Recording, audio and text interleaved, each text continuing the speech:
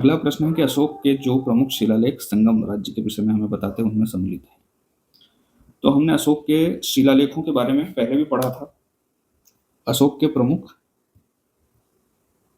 14 शिलालेख 10 स्थानों पर प्राप्त हुए हैं, जिनके बारे में हम पहले ही पढ़ चुके हैं।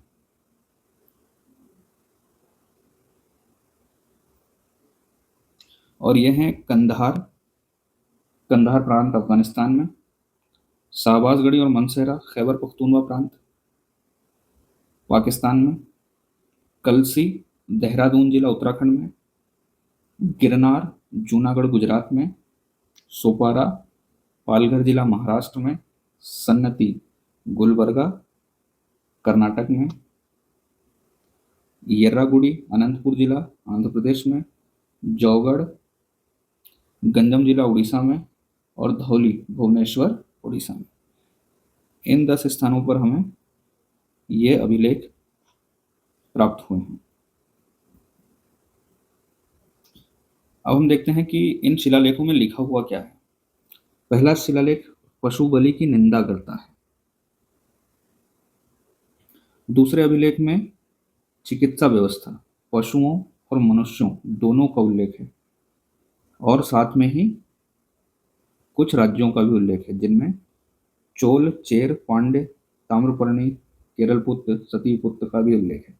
यानी कि इस प्रश्न में हमसे पूछा गया है कि संगम राज्य के विषयों में जिन अभिलेखों में, जिन शिलालेखों में बताए गए वे हैं।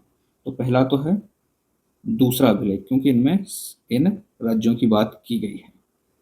तीसरा शिलालेख हमें बताता है कि राजकीय अधिकारियों को आदेश दिया गया है कि वे हर 5 वर्ष के उपरांत दौरे पर जाएं। और इसके अलावा कुछ धार्मिक नियमों का उल्लेख किया गया है। चौथे शिलालेख में हमें धम्म की घोषणा की गई है, इसके बारे में पता चलता है। पांचवा शिलालेख धर्म महामात्रों की या धर्म महामात्रों की नियुक्ति के विषय में जानकारी मिलती है। छठे अभिलेख से आत्मनियंत्रण की शिक्षा दी गई है और यह बताया गया है कि प्रजा सदैव राजा से मिल सकती है। सातवें अभिलेख में लिखा है सभी संप्रदायों के लिए सहिष्णुता का संदेश। आठवां शिलालेख धम्म यात्राओं का उल्लेख, किसकी? अशोक की। नौवें शिलालेख में समारोहों की यानी कि फिजूल खर्ची की निंदा की गई। 10वां अभिलेख ख्याति और गौरव की निंदा। 11वें अभिलेख में धम्म की व्याख्या की गई है।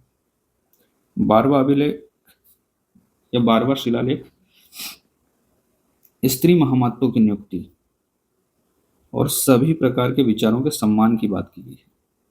सभी प्रकार के विचार यानी कि सभी धर्म, सभी विचारधाराओं के सम्मान की बात की गई। 13वें शिलालेख में कलिंग युद्ध का वर्णन है और अशोक के हृदय परिवर्तन की बात की गई और इसमें कुछ पड़ोसी राजाओं का वर्णन भी है। यानी कि पड़ोसी राजा उस समय कौन थे? चोल, चेर आदि। 14वें शिलालेख में अशोक ने जनता को धार्मिक जीवन बिताने के लिए प्रेरित किया है। तो इस प्रश्न का उत्तर होगा दूसरा और 13वां।